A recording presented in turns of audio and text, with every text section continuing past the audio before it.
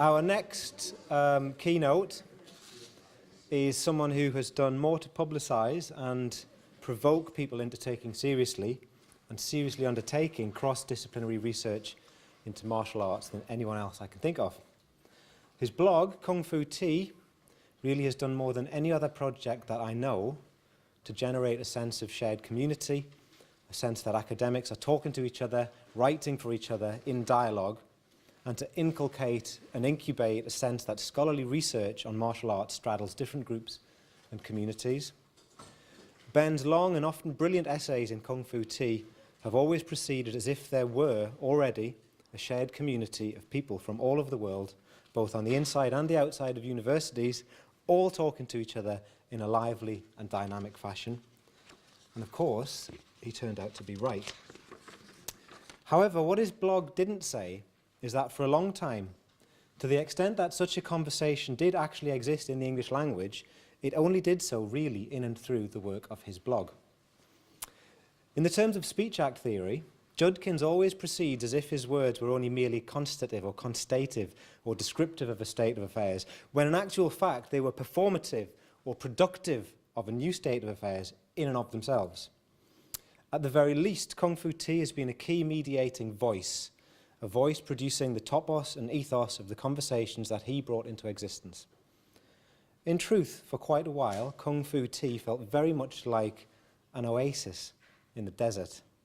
It was pretty much the only open and welcoming place you could find well-informed essays, reviews of scholarly books and articles, discussions of new translations and document finds, analyses of macro-political contexts affecting martial arts, digest and analyses of news stories about martial arts, reviews of films, interviews, guest posts, and signposts to new landmarks and breakthroughs. In all of this, the real landmark and breakthrough was the blog itself, or rather the work of its blogger, designer, writer, editor, Dr. Benjamin N. Judkins.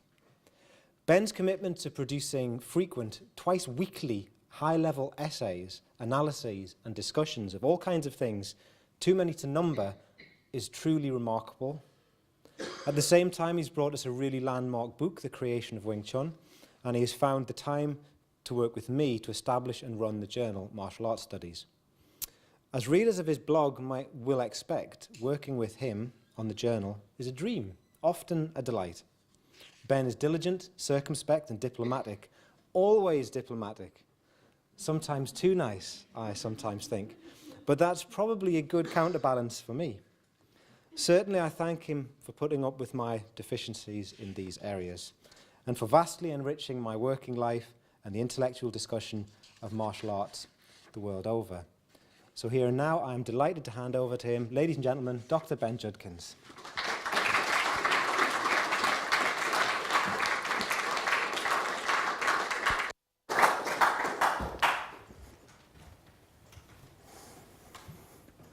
All right. After that incredible introduction, I'd like you to consider the following photograph. So what do we see here?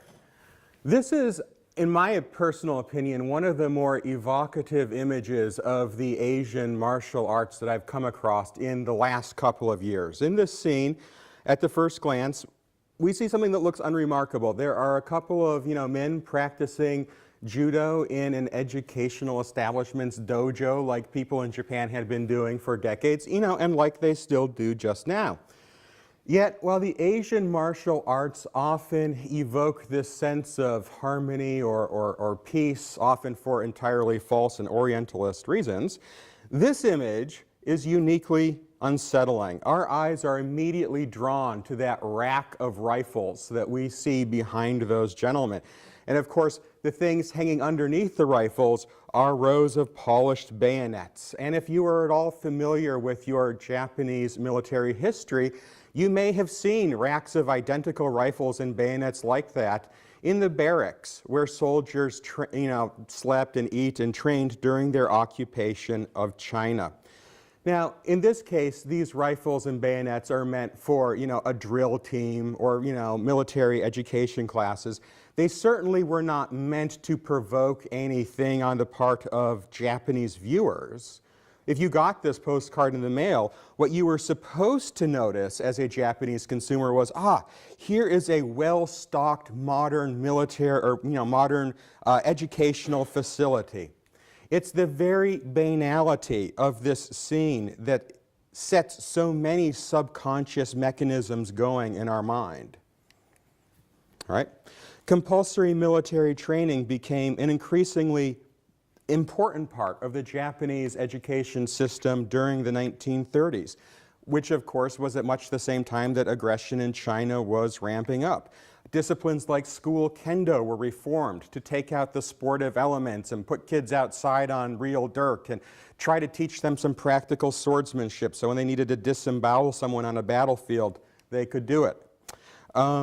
Jukendo, or bayonet fencing, which has recently been in the news because of China's effulgent protests after, this was, proposals were put in place to reintroduce this into Japanese middle schools and high schools, became increasingly ideological in the 1930s, and in the run-up to World War II, it was probably the most commonly practiced, most commonly practiced, little too much light. How's this? Is this a good amount of light? Okay. Most commonly practiced Budo that we had. Yet this image, for me, is powerful precisely because none of that is shown. We don't need to see Japanese naval landing forces in Shanghai or soldiers digging pillboxes on some godforsaken island in the Pacific to know what year it is when we look at this. Right? We don't need an elaborate backstory to understand who these young men are or what their future is going to hold. And no one who looks at an image like this is going to ask whether or not the martial arts are trivial, because nothing answers that question quite like a row of bayonets in a Japanese judo dojo on the eve of World War II. Do the martial arts, and by extension martial arts studies, matter? Questions of triviality are interesting to me as a social scientist because they have a cyclic quality to them. We're privileged to live in a time when we can actually ask that question in an earnest way. In 1941, quite a few people were asking whether or not kendo was an effective means of battlefield swordsmanship training. People were asking whether it was better to train American soldiers in Western boxing or judo for their self-defense skills. But no one saw the physical, social, or ideological aspects of these systems as being trivial.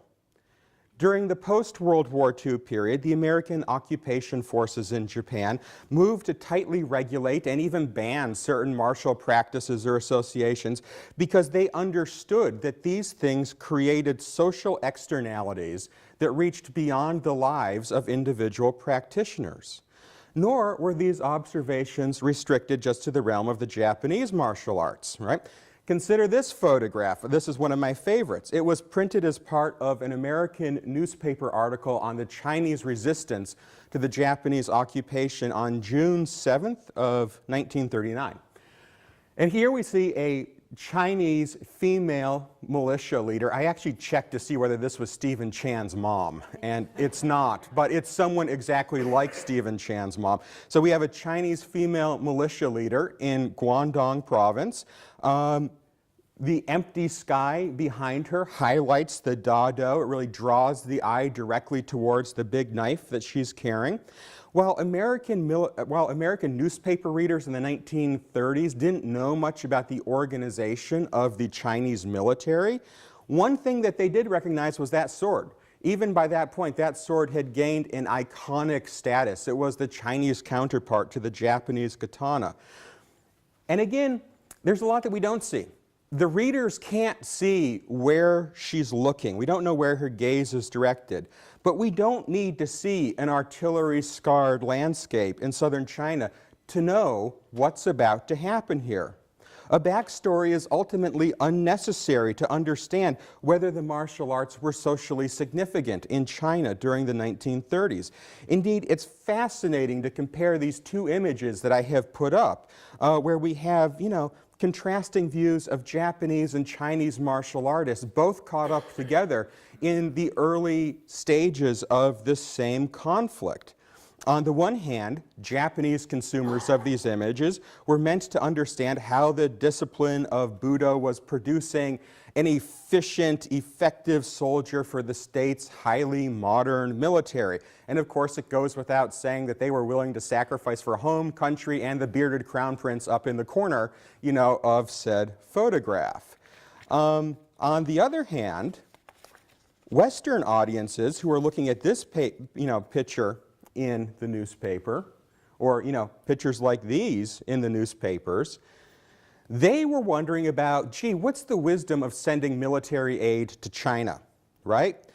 Well, China doesn't do so hot on the front pages of the newspaper, but here they could be reassured that, the military traditions of this country are going to produce individual heroes and heroines that are going to stand up and they're going to oppose the Japanese no matter the personal cost to themselves. While not necessarily a modern and disciplined fighting force like we would recognize, these people are brave. And so they should enjoy our support. More than our support, they should enjoy our military aid dollars. Right? There is a very direct argument that's being made. And it's the simplicity of these images that made that effective. In the introductory editorial of the summer 2017 issue of Martial Arts Studies, which you can now read online, shameless plug, Paul Bowman and I ask whether martial arts studies are trivial. And those images that we were just talking suggest that the answer is not always obvious when we think about this question. We can't really engage in this question without making some scope and domain conditions explicit, right? Who is our intended audience? To whom might these things be trivial? What year are we asking the question? Are we talking about 1939? Are we talking about 2009? By what standard are we going to try to evaluate something like, substance, right? There's a lot that we could say about each one of those conditions. But for the sake of time and brevity, I'm just going to whittle things down here, right? I've drawn on historical images throughout this, but when I ask, how do we make martial arts studies matter? Are the martial arts trivial? I'm thinking mostly of the current era. I'm thinking right now, today. Likewise, the audience that we need to be thinking about is not mysterious. I mean, it has its complexities, but we know who we're writing to. In my own writing, I try to imagine myself being read by a committee of 3 people. As a matter of fact, it's those 3 people. They're the 3 people that I imagine right there. The first of those readers could be anybody in this room, right? I want my writing to speak to and to build off of the conversations that are already happening within martial arts studies. And we have got a lot of momentum going, right? As Peter pointed out, we've gotten to the point where we can have an argument, and that's always a great thing. Unfortunately, in my editorial work, I run across scholars writing about the martial arts every single week who don't know that we exist, who are not connected to this, right? And so we have to think about, how do we draw those voices into this conversation? The second gentleman on the bench, who I imagine myself writing to, is a martial artist. This person is not a professional academic. Generally, this person has some college education, and they have a style or a practice that they have a burning love for. Right? That's their main qualification, is a burning passion. And they want to see their art discussed with the same rigor and seriousness as some of these topics that they learned about in school, and yet they don't want it to become purely an academic object. They want to see some aspect of themselves or their practice reflected here, right? And this is valuable because these people are ultimately the sources of data that we need to test and think about our theories, especially when we're writing as sociologists or anthropologists who are concerned with the modern period. The final, and in many respects most challenging person you can write for, the guy with the hat on the end there, is a fellow academic from one of the disciplines. Looking at his hat, you can just tell he's a political scientist. I am a political scientist, so those are the people that I generally imagine myself writing for. And I recently had an opportunity to speak to an entire venue, a little bit larger than this, full of political scientists about Kung Fu diplomacy and why martial arts studies matters. And it's an interesting experience always. It's not necessarily a hostile experience, but none of these people have ever really thought about this before. And what they need to know as readers of my work is that, this is factually sound and it's theoretically relevant. That this can speak to some question in my discipline. Okay? So I want you to remember those three guys on the bench. Because at this point in time, we're no longer a hobby. At this point in time, our work is going to be encountered, our books or our articles are going to be encountered by each of these three different sorts of readers. And that creates a real challenge when we ask ourselves, how do I make martial arts studies matter? Because simply put, not every reader, not every academic committee, not every funding officer is looking for the same sort of thing. But we have to be very conscious of our audience and how they overlap as we go through every stage of the research project. It's really this last aspect of the puzzle, as we think about audiences, that brings us back to those introductory photographs I showed you, and even the title of my paper. The horrible truth is, it's never been terribly difficult to make martial arts studies matter in a disciplinary sense, right? People have been doing this for decades. What you do is you locate a critical debate in your chosen discipline, whatever it happens to be. For instance, I as a political scientist may say, how is national identity invented? How does the invention of a shared mythology about the past lead to stronger feelings of national identification today? Right, that's a reasonable political science-y kind of question. And then what I do is I find some aspect of martial practice or martial history or martial representation that speaks to that. These guys seem to be working on an invented past quite hard. Okay, so I'm going to look at them. I'm going to write a couple case studies about them. And then what I'm going to do is I'm going to use those to critique some of the most important voices in the literature.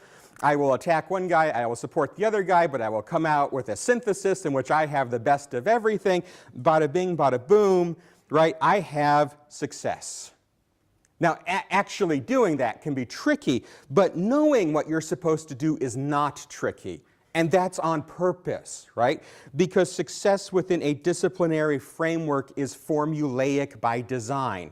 This is what disciplines do. They make up rules that tell you about when and how you have succeeded, right? And knowing those rules, you know something about how you should be structuring your project as you go into this. And it's all very basic on a certain level, but it's important, right? Because outside of this room, no one is going to take us seriously unless we can first claim that we have made, some kind of fundamental contribution to those discussions that are happening in the disciplines. So that takes care of our guy with the hat on the end of the bench. Still, as I look around this room right here, that's all you, real time, it's clear that when I write for other parts of our audience, things become more complicated. Martial arts studies draws its strength from the fact that we are a resolutely interdisciplinary exercise. We don't all share the same methodological orientation, which is why I can't give you the same paper I just gave all my political science buddies, because it's not going to help you. It's not even going to be interesting to you. Indeed, we come from many fields. We come from all areas of the globe. We write about fighting systems that emerge out of every hemisphere, and I have no interest in challenging that to impose a narrow understanding of what good martial arts studies is going to be, or how we're going to define that in theoretical or methodological terms, because I think that that's almost always a trap at the outset of a project like this. Yet, that leads to a paradox. How do we make martial arts studies matter in the absence of shared disciplinary or methodological perspectives, right? Or even a shared perspective that these things should matter and they should be at the center of our conversation. I think we should turn to the realm of metaphor at this point. Metaphors can be very useful analytical tools. It may be helpful to remember that we are not the first group of writers who have ever faced this challenge, right? Lacking an audience with a unified personal perspective, storytellers from time immemorial and filmmakers, who I'm going to talk about today, long ago discovered that the best way to create understanding was to cultivate a sense of personal involvement and empathy on the part of your audience. If we want to continue to encourage the growth of martial arts studies, we need to do the same thing as we encounter editors and colleagues and those aforementioned funding officers who, well, like my colleagues at the last conference, are not necessarily hostile to what I'm doing here, but they've never heard of this before. They've never thought of this before. How do I create a sense of investment in these guys? To draw on the classic piece of advice originally attributed to that guy, Anton Chekhov, it will never be enough to simply tell these people that martial arts studies is really, really cool, right? That it really matters, that I can do all of this stuff. Rather, we need to write in such a way that we make contributions and we demonstrate that unique perspectives are going to be lost when our voices are not at the table, all right? How then do we show that the martial arts, and by extension, martial arts studies, matter? Again, the introductory image of that judo dojo and that female militia leader give you a lot to think about when you're thinking about how do you connect with an informed but a non-specialist audience. Or perhaps we want to think about, what Megan Morris was just talking about, some of our favorite martial arts films. What makes for good, effective visual storytelling? Well, authorities on screenplays, and by that I mean Sid Field, has noticed that good stories often share three basic characteristics. First, they have an active protagonist who reveals their character through what they do rather than what they say. Secondly, some aspect of that character's beliefs about themselves or about the rest of the world is going to be challenged, and that's going to provide us with a character arc, right? This is what Wayland means when she talks about the lie that your character believes, right? And heaven only knows we in the martial arts have a couple of those, right? So we're all set on number 2. Finally, effective writing needs to demonstrate that there is something at stake. The audience has got to feel that the action of the characters have meaningful consequences, both for themselves, but also for other people in society, right?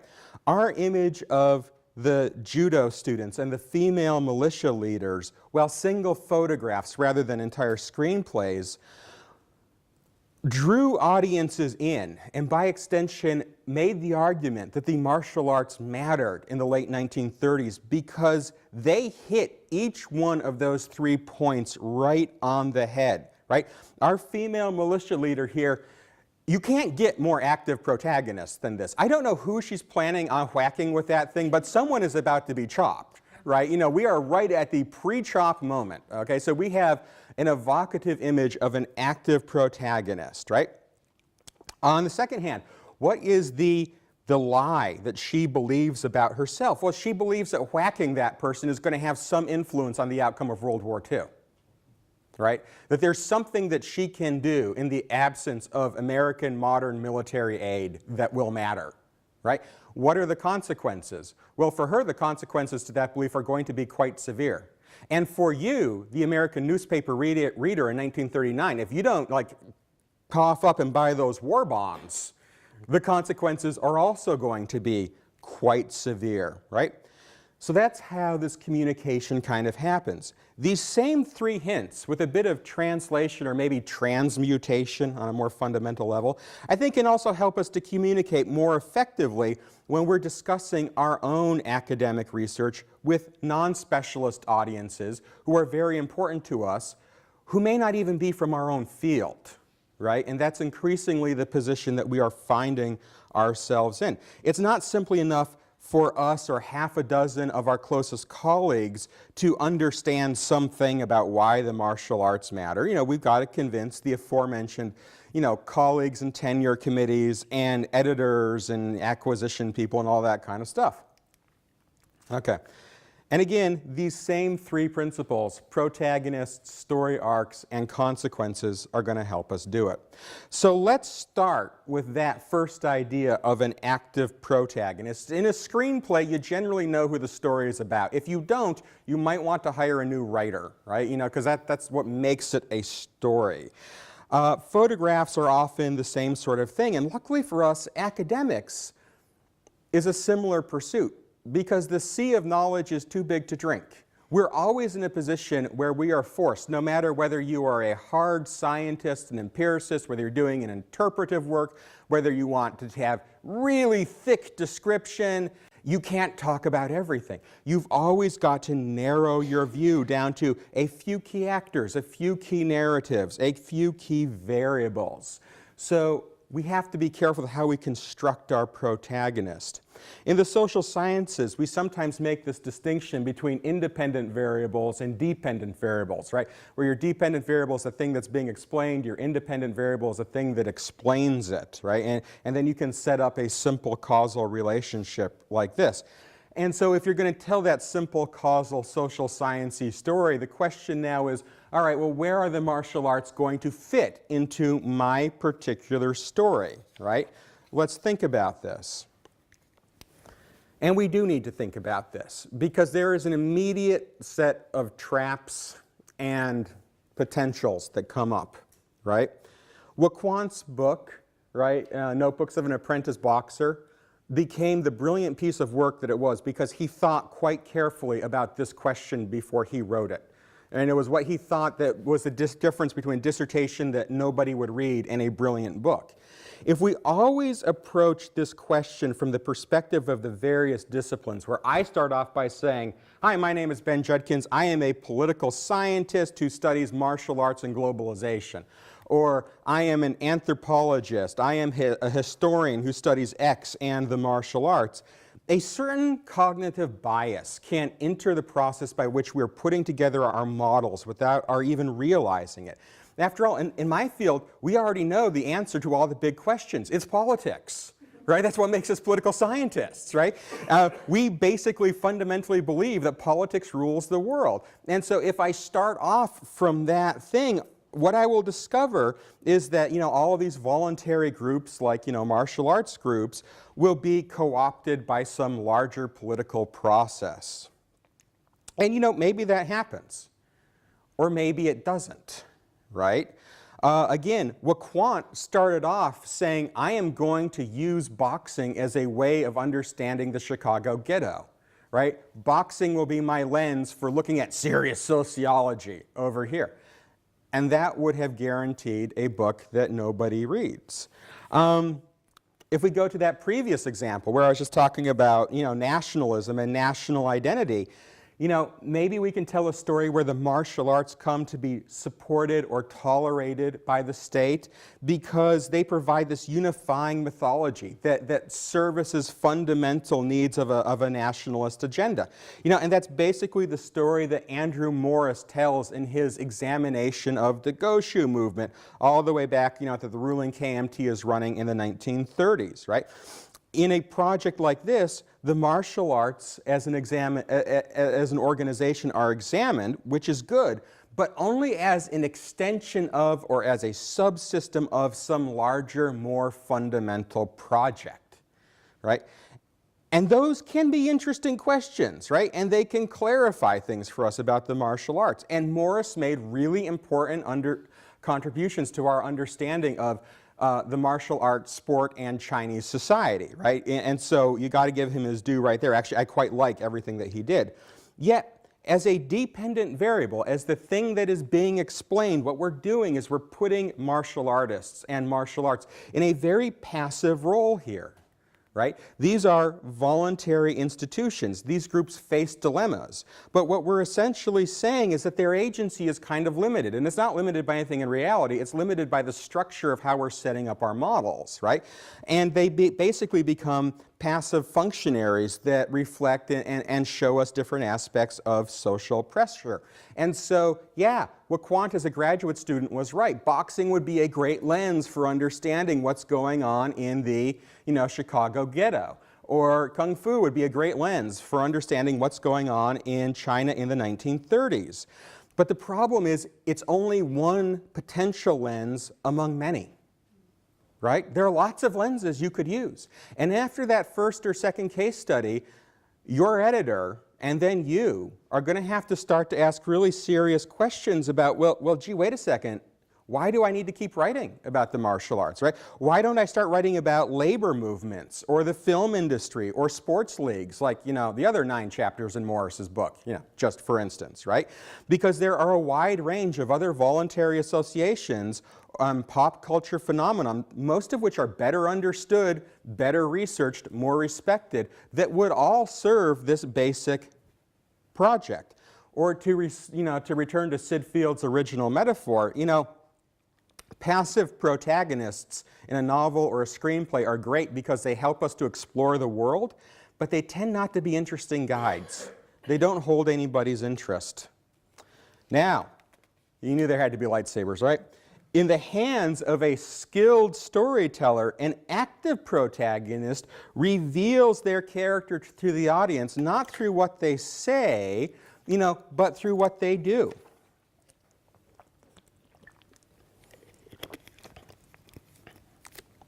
That's how they're going to reveal their core identities. And, again, we need to remember that this is similar to the life story of a lot of martial artists. People join the martial arts often because they want to change something about their life. They want to change something about their community or nation. There's often a proactive impulse here.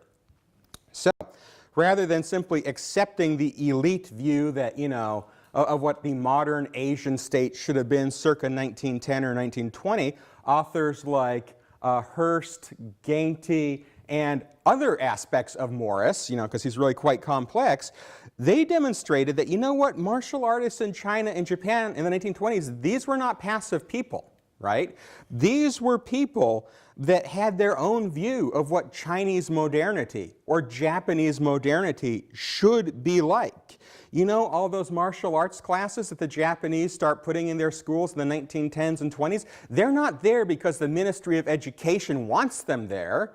They're there because of 10, 20, 30-year, campaigns that are being waged by Japanese martial artists and then Chinese martial artists to get their preferred vision of society, shoehorned into the educational curriculum. So what we begin to see then is that, rather than just being a passive lens by which we understand society, these martial arts are actually expressing unique views. When you change the curriculum of all Japanese middle schools, well, suddenly you're affecting not just people who happen to already be judo practitioners, you're affecting everybody else, right? You are creating big, important social externalities. And so now, martial arts studies is more than just an adjunct to the pre-existing disciplines. It's a critical tool for understanding a fundamental aspect of the human experience. Of course, in practice, any sufficiently complex research agenda, right, is going to have the potential to approach the martial arts as both a dependent and independent variable. You'll notice that I had Morris on both sides of that list. That's for a reason. And that's good. And I think if you're writing a book, you're going to have a mix of this. But when you're looking to make an argument for why martial arts studies matters, or why the martial arts matters, or why you should pay attention to this, you're going to make the strongest argument, when you show the martial artists as really kind of active protagonists in their own story. All right. So now that we have established this potential, what do we do with it? Well, here's Neo. Neo's about to make a very bad choice, if you remember what happens next. Good screenplays encourage the audience to empathize with the protagonist as their actions, in this case his action, reveal something very fundamental about what is going on in that reprobate's head. Right? You don't know much about Neo, but now you know something more when you see how he responds to an authority figure attempting to intimidate him, right? And so this is how, in a screenplay, we begin to establish your story arc, right? We see what you believe about yourself. We see what you believe about the rest of the world. And again, this brings up Whelan's argument that, you know, you're really going to make progress when you find out how that character's false beliefs about himself collide with the larger reality, right? That's the lie that you believe about yourself. And luckily for us in academics, I cannot think of a single area of human life that has more marketing myths, more half-truths, more lies, more legends, you know, more just plain misunderstandings, just colliding constantly than what we see in the martial arts. It's very difficult for anyone to talk about historic European fighting systems without that fleeting image of a just knight charging around the countryside on a white horse flashing into your head. Right? You know, it's been programmed into us since childhood. No matter how much you know that that's not true, you can't tell me that that image isn't still lodged somewhere in your subconscious. I just reviewed Michael Ryan's book on Venezuelan stick fighting, and it was fascinating to me because I didn't know anything about rural Venezuelan culture.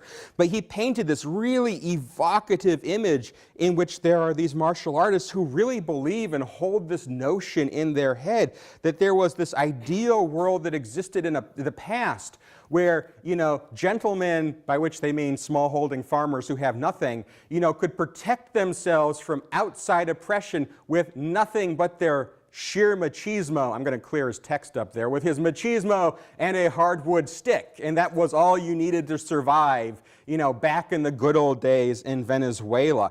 And, you know, every Chinese folk martial art practice today must trace its origin back to the burning of the Shaolin Temple, because if you don't, they take away your Kung Fu license, right? You literally cannot call yourself Kung Fu if, you know, a temple was not burned at some point in your past. And this doesn't even begin to exhaust the misunderstandings or lies that seem to define the martial arts. For every internally generated marketing myth that we have, there is also a historically imposed or a socially imposed myth that follows the martial arts. In France and the Netherlands, various social actors, including multiple successive governments, decided that kickboxing would be a great fit for naturally aggressive Muslim youth. Right? Because it would give them an outlet for their natural aggression, because we all know that that's what Muslims are. And not only that, because they would get to do kickboxing with, you know, other parts of the community, it would help them with the assimilation and enculturation process. Jasmina Rana, in a really excellent paper that I really highly suggest called Producing Healthy Citizens, said, you know what? There are some levels of misconception going on here. Just a few. But, you know, holding all of that, it's probably not going to help the enculturation process that while you opened a bunch of kickboxing clubs for Muslim youth, you built public swimming pools and started swimming leagues for everybody else. Right? We can't keep track of our myths. They end up working at cross purposes, and her paper showed that really, really nicely. What are some other, myths that we have? Well, in America, where I am from, one of the popular myths that every parent believes is that Taekwondo is the golden pathway to instilling self-discipline in your child. And apparently, we care more about self-discipline than any other social value that we can come up with, right? And so all children must be shipped off to a Taekwondo school at some point. However, they must also quit, because if they don't, if they continue into adulthood, they become an internet meme. Because we all know that, you know, when you become an adult, you're supposed to quit and you're supposed to do something meaningful with your life, like take up craft brewing or something like that, right? You know, that would be a better use of your time.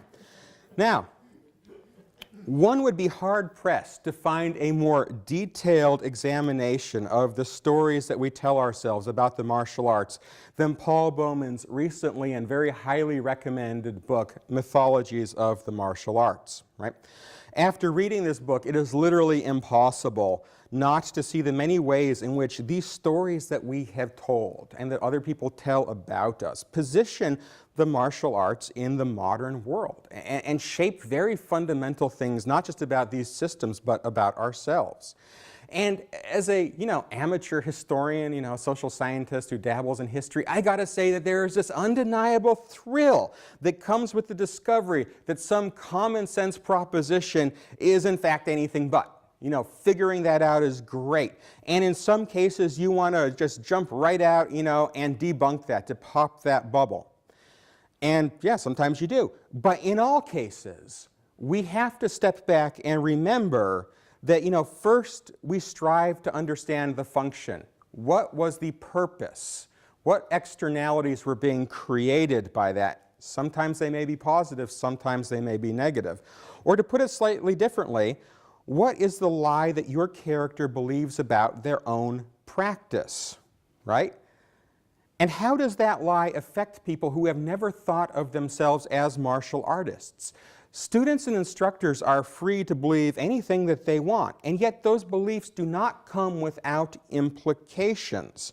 Indeed, Doug Weil, in his recent article, which again, shameless plug, also came out yesterday, Fighting Words, demonstrates at length that the implications of the current academic debate on the origins of Tai Chi Chuan going on in China, right? So their academic debate on this stretch really far beyond the world of a few history buffs in universities, which is who you'd think would be reading this stuff. In fact, their debate touches on vital questions of both Chinese identity, academic freedom, to what extent can the party control traditional culture, right? And the implications of that debate are important for everyone.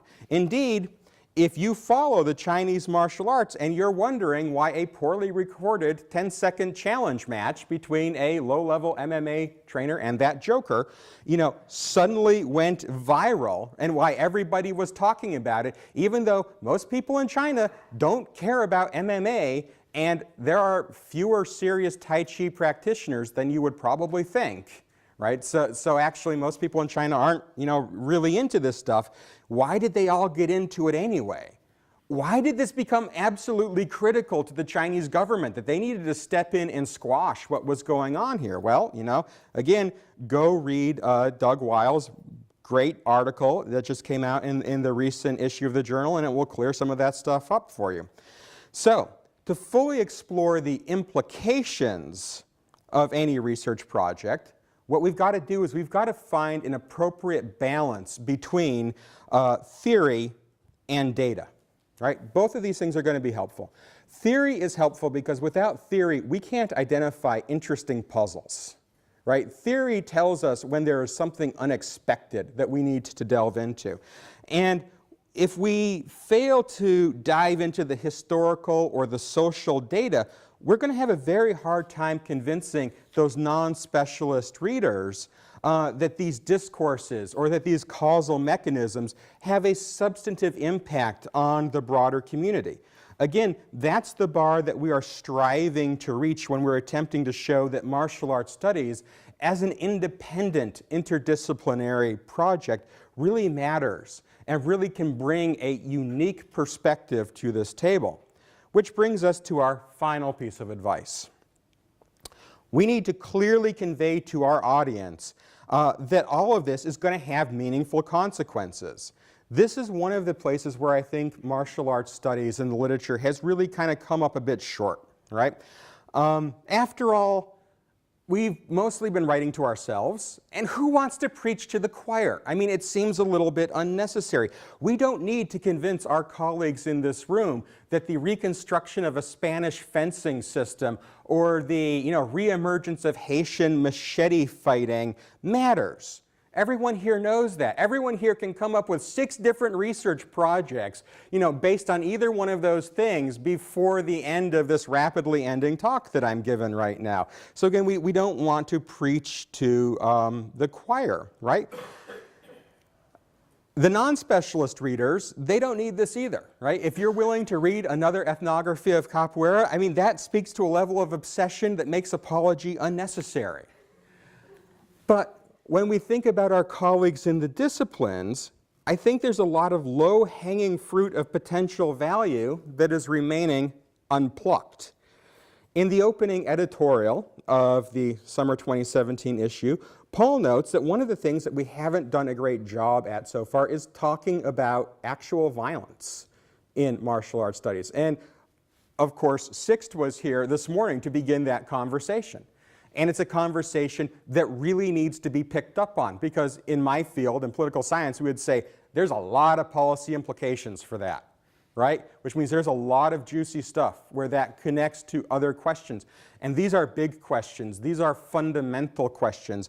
And we, as martial artists, should have a natural advantage in seriously thinking about and discussing some of these questions. And we can handle it from a lot of different angles, because violence exists on many levels in many modalities. We have domestic violence, interpersonal violence, community violence, interstate violence, right?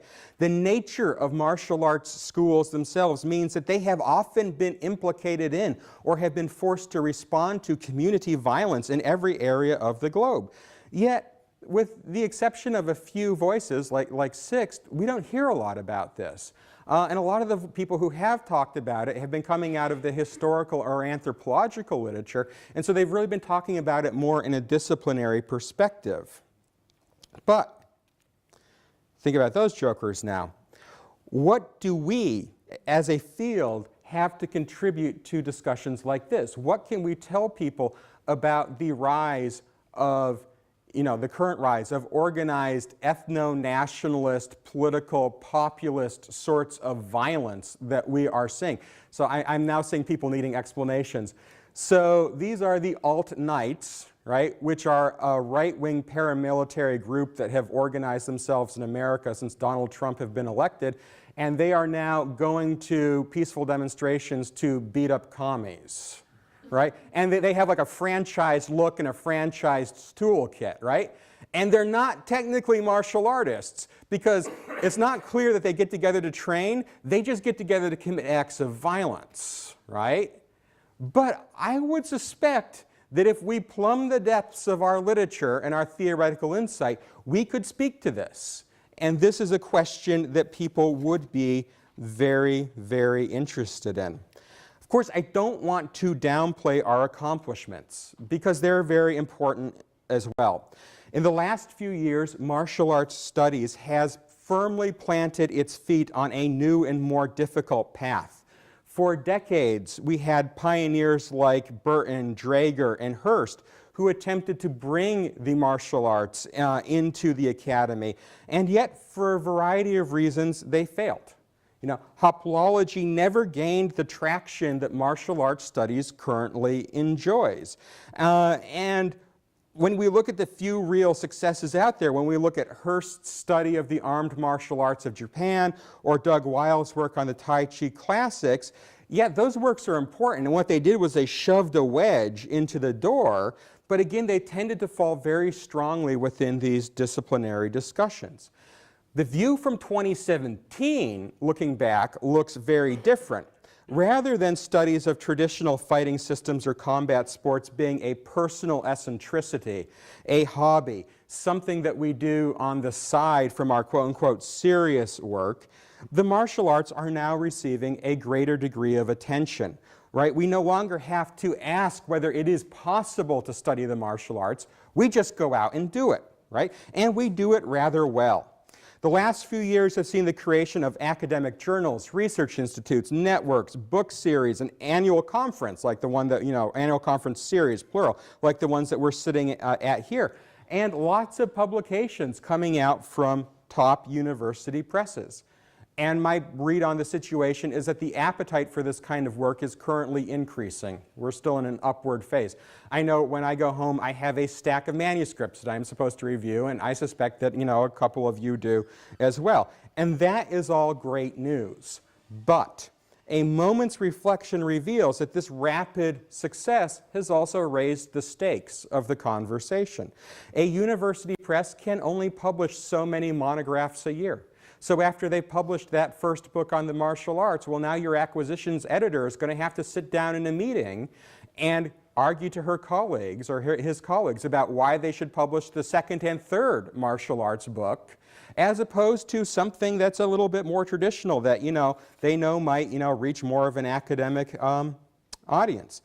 Graduate students in fields like anthropology, history, cultural studies are focusing more and more of their dissertation research directly on martial arts, right? And every year, a number of those students are hitting job markets that are glutted with really good, really well-prepared job candidates.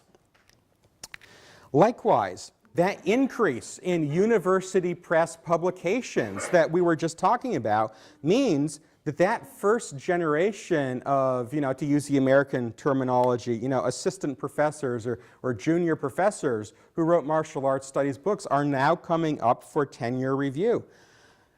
And this means that you not only have to argue that, I can get published writing about this stuff, but you have to argue, and you should care about it. You have to argue that, I can get published doing this, and it makes fundamental contributions in our discipline, and it makes fundamental contributions that, do new things, right? The question posed by Paul Bowman and myself in the opening editorial in that last issue of the journal was in reality somewhat rhetorical, right? No one in this room believes that the martial arts and martial arts studies are trivial. Trivialities do not inspire 70 people to take up transatlantic, or trans-Pacific airplane flights, right? Yet this same understanding is not necessarily going to be shared by all those funding officers and tenure committee members and acquisition editors out there, right? And ironically, our success in moving beyond that hobbyist phase and kind of really putting ourselves out there on the, on the academic main stage means that we are going to meet these people more frequently than we did in the past. And it may not always be pretty, right? Our next challenge as a field is, I think, twofold. First, we need to establish more of a presence at the various professional meetings that dominate the academic calendars. That's something that I haven't seen yet and that we need to have more of. And Doug Weil, of course, is out there fighting the good, Doug Farr is fighting the good fight and is making that happen in Australia this year. Beyond that, we need to find sources of funding to institutionalize the gains that we have made to this point.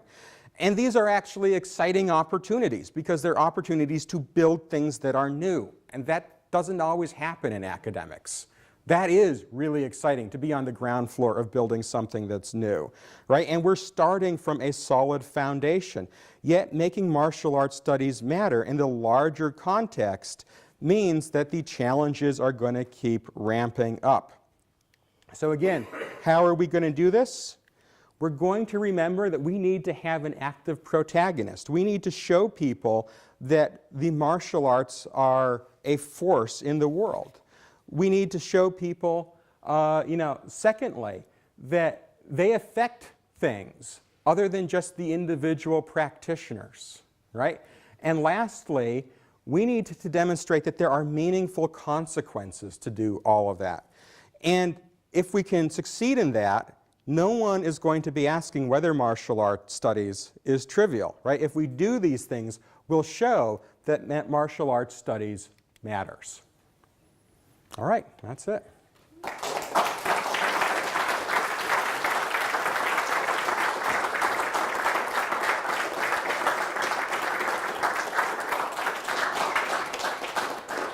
Thank you very much, Ben. Questions, comments?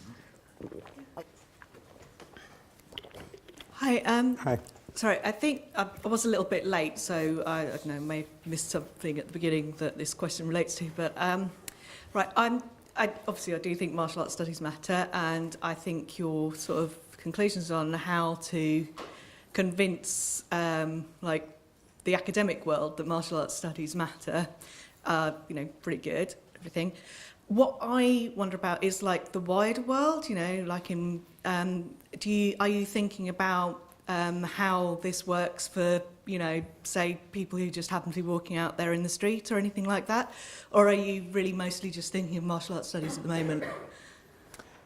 So I did kind of address that at the beginning of the talk. And the short answer is, if it is literally a random person walking down the street, that is beyond my pay grade. That's Bruce Lee's job, right? He's the one who's going to make the martial arts matter. But I do think that it is important for, there's, what I've discovered in my own work is that there's a fairly sizable community of martial artists who take an interest in these questions. So people who are already, you know, involved in the martial arts who want to pursue this stuff. And I do think that they're one of the audiences that we write for, maybe not in every single project, but it's important for us to not totally appropriate their practice and to remain engaged with them, because of course they are ultimately going to be the source of a lot of our puzzles and a lot of our data, you know, and a lot of our insight and a lot of our thick description and all that that's going to make these projects possible. Okay? Anyone else? I kind of, I wonder about, you know, I wonder whether we worry too much about the disciplines. Because I think that, you know, given that this is so multidisciplinary, you can just kind of try different paradigms on for size. I think the political economy paradigm is a really great one. There's also the psychoanalytic and so on. But I think the question, the next question is, if this is a degree subject, what does it look like? You know what I mean? Because like we can all go back to our disciplines and our, you know, I kind of work in a journalism department. I think they regret that. But I barely read newspapers, you know. But you know, can it? It's okay. I've got that covered. I read the newspapers at least once a month and give you the news and you update. share them, and then my newspaper arrives. Yes. Can we build? Is martial arts studies a university discipline, a field that we could institute programs at an undergraduate level, or is it not? You know, that's the question.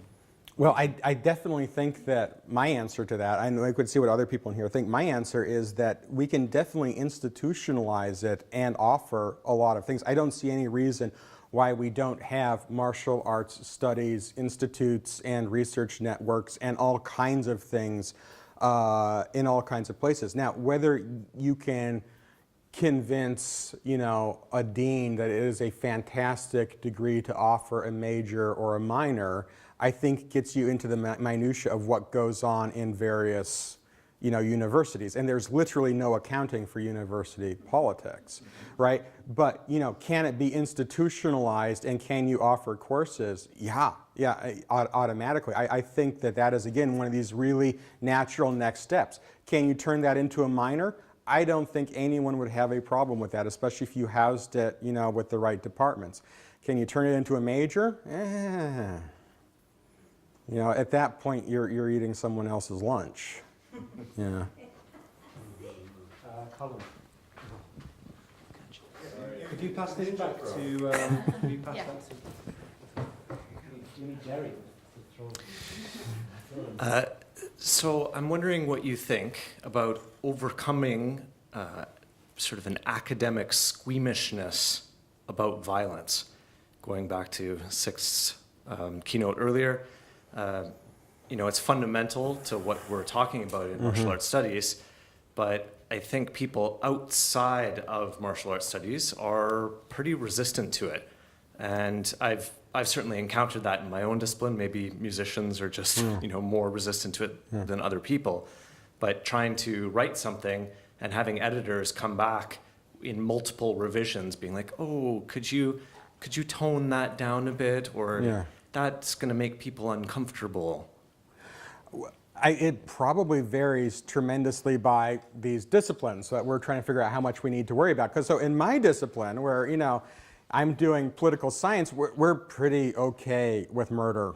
You know, it's kind of what we do, right? And so there's not going to be any pushback, you know, if I have, you know, discussions of explicit violence in my work, people are going to expect it because, you know, when you're writing an article in the Journalism on Genocide, when you're writing an article for the Journal on Genocide, right? You know, that is kind of what they expect. What I'm more worried about, and I actually cut this because I wanted to keep this short, but I'll put it in now. What I'm more worried about is that we become the ones that are squeamish about this. All right, there's another piece of advice that screenwriters give you that I did not pass on because I think it's terrible advice, right?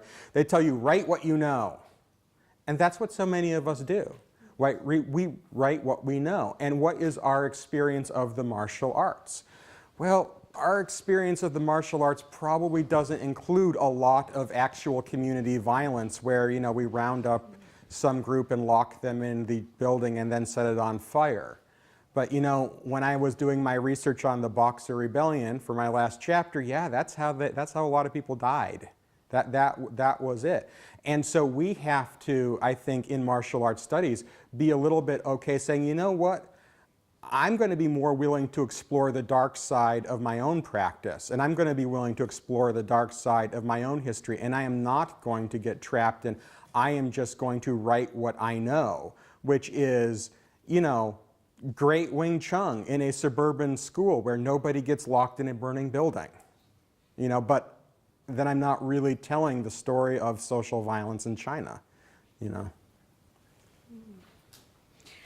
I would like to come back to the question Paul raised and your response, but I think it connects to what you just said, that I've had the experience of building Inter-Asia cultural studies over 30 years, is what is now actually the biggest network in the world, although most Anglophones are not aware of it. And one of the things that was absolutely crucial to producing an internationally dispersed critical mass was precisely a methodology of, let's say, community formation, which relied on never writing what you know, forcing, taking the opposite approach to area studies, where you become expert on a certain area. Our basic organising and indeed fighting move in order to create institutional space was to invite and, if necessary, force people to address topics that they not only didn't know about, but they didn't care about. So not as the primary speaker, but panels would be formed where if you knew absolutely nothing about rural life in Taiwan in the 1940s, you had to respond for 15 minutes to somebody else's paper on that, on the basis of your own local experience and interests. So the production of desire to know about things that you don't know, I think is fundamental, first of all, to forming the group, but then when you have this second move, let's say you did want to create a major, the first thing you have to throw away is your beliefs about non-disciplinarity or whatever. You have to come up with a story to, first of all, a dean or funders, but above all, after that, to parents. You know, you cannot say, yeah, you know, little Mei Ling, her BA in cultural studies, it's not, you know, there's no discipline there. You're dead in the water straight away. So then you have to produce completely different accounts of what the value of this might be. And I just think it's the best game in the world. You know, I'm a very good institutional fighter. And with Meta Yort, we edited a book called Instituting Cultural Studies, which has lots of personal stories about this. But the final observation I would make there is that if you are going to go in and fight for someone else's lunch, then you have to know what the moment is in which you're trying to do that. And to fight for studies areas right now is much more sticky and ambiguous than it was 20 years ago. The University of Chicago put out, I think, $5 million US some 10 years ago through the Franker Institute to study the emergence of studies areas and how to have disciplinary fight back against them. You've had a period where studies areas worked as a way of delivering cheap mass education. You melt down the humanities faculties. You have like cultural and media studies instead of 10 separate departments. But that's pretty much exhausted, although it still works in some areas that have clear vocational implications. So then you would think about studies. You know, is this the way to go? So those sorts of questions, I think of them as a, you know, mercifully now retired chair professor. They're pugilistic questions, and you have to think it through like a battle plan straight away. And it's great. I totally recommend it. Yeah, I think that you raise a lot of really interesting points there. I mean, and the first one is this question of how do you build desire, right? And as I thought about my research agenda, and as I thought about my blog and the journal and the other things that we have done, that's been at the forefront of what we have been thinking about and what we've been trying to do. You know, how do you build a desire on the part of academics that they want to be part of this project? And then, you know, the dark side of that, how do you build a certain sense of fear on the part of publishers that they might be left out of it, right? Which is also a very powerful, you know, motivating force. And I think that the next step is to, you know, institutes, you know, rather than degree programs, right? You know, the interdepartmental institute model, because it doesn't require a huge amount of institutional commitment and funding. But again, it builds that sense of desire in a much larger network, right? And, you know, you can offer the classes. Everybody wants the student credit hours. I don't know how it works in everyone's teaching system. But in America, you know, you want the student credit hours. So no one's going to say no to more classes being taught or being offered.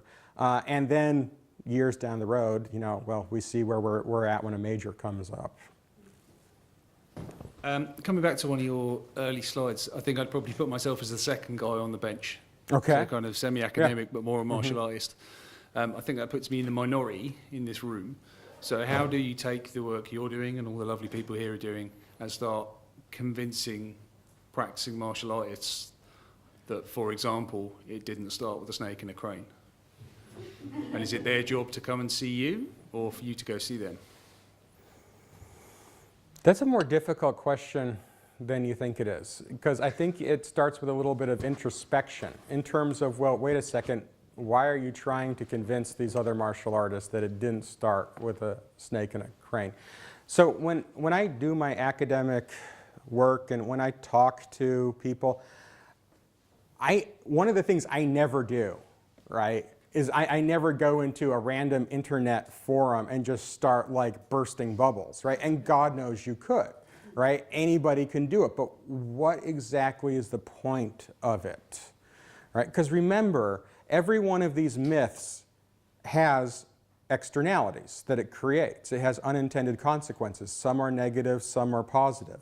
Lots of them are about community building. You tear down a community, what are you going to put in its place?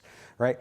I think what you start by doing when you think about reaching out to a group of like-minded practitioners is you figure out to begin with, are these people like-minded practitioners, really? Are they actually like me? Are they actually interested in this stuff? Are they people who really have a deep interest in history, i.e. they're actually history buffs, they want to know what actually happened? Or are they people who are, you know, they have kind of a surface level interest in history because it allows them to take on a certain identity, right? And I don't think there's any point you know, in arguing with people who are here to take on a certain identity. I mean, that's part of the community creation process. But people who are really actually interested in, you know, what is going on in the world of anthropology, what is going on in the world of history, what is going on in the world of sociology, then yeah, those people, please start passing on, you know, links to our articles in the journal and, you know, to the discussions that we're having. And you would be surprised how many of your friends will be really interested in this. And then some of the people you think would be really interested in this, you will discover are in fact actually turning to the martial arts for something else entirely. And, you know, it's better to let them have their sandbox. Okay. Well, on that note, I think we should thank you again. Thank you very much. Thank you.